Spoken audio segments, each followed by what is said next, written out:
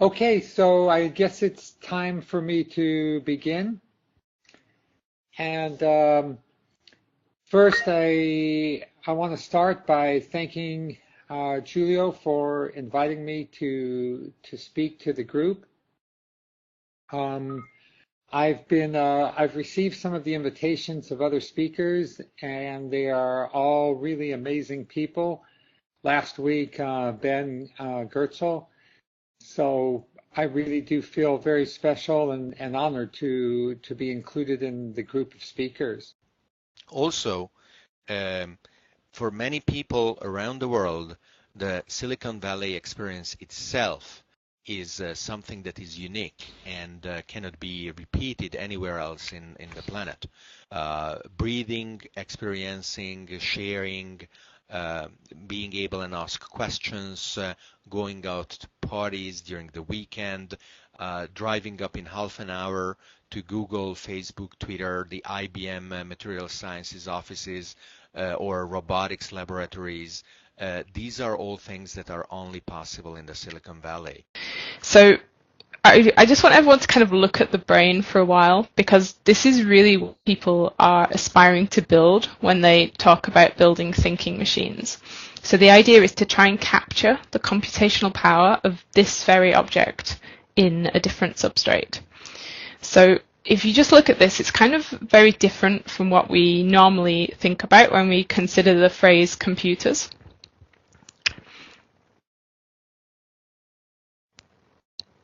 So there have been a lot of focus on scanning brains, trying to get the information out of the human brain so that we can process it on our computer systems, and so that we can reconstruct a model of the brain in another substrate, which is usually silicon. That's the first question then. What do we mean by substrate independence? Why do we even have this new name for what used to be called whole brain emulation and perhaps colloquially mind uploading, though that's really not a very useful term? Well, the problem is, first of all, okay, just to talk about the term for a second, whole brain emulation is a very nice technical term for an approach, an engineering approach, I guess I would call it, to what I will discuss in just one moment. But we needed something to describe what the actual objective is. So not a specific approach, not a specific method, but what is it that we strive to achieve? Substrate independence. Similarly, of course, Wikipedia seems to be doing a lot of things. And again, interesting things are happening. A very simple mathematical model I did was, imagine that there is a quality of a particular article, and people with random level of expertise arrive, and if they think they're better than the article, they rewrite it, and then it reaches their level of expertise. So my little graph here is a simulation, and quite rapidly it becomes pretty good. Significantly better than the average reader. Could we take what's in here and live forever in a machine? Okay, so the idea of coded.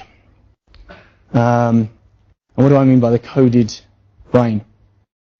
Well, hopefully uploading will broker new alignments of information, bodies and subjectivity, and render not by loss but by transformation, basically transcendence. Can we transcend ourselves by taking what we have in here and allowing it to live out there forever?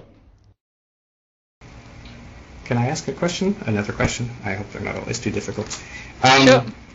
You talk about decoherence mostly as the enemy. Is decoherence always the enemy, or is there a way that you have to or can use decoherence? 3 words, can of worms. Okay, decoherence is, well, I was saying that in the gate model, decoherence harms you, and that's kind of almost universally true. I can't really think of a way in which decoherence could help you in the gate model, but in AQC it's a bit more different. It's a bit different.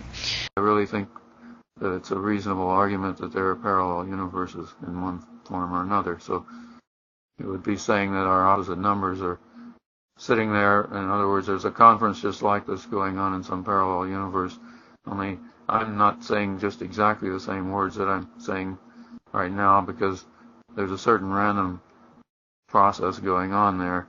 So anyway, if you had one resurrection attempt involving guesswork like I'm talking about, there would be, let's just say, infinitely many others. Become a LifeNaut today and start building your free mind file at www.lifenaut.com. Be a part of one of the most important research projects of our time.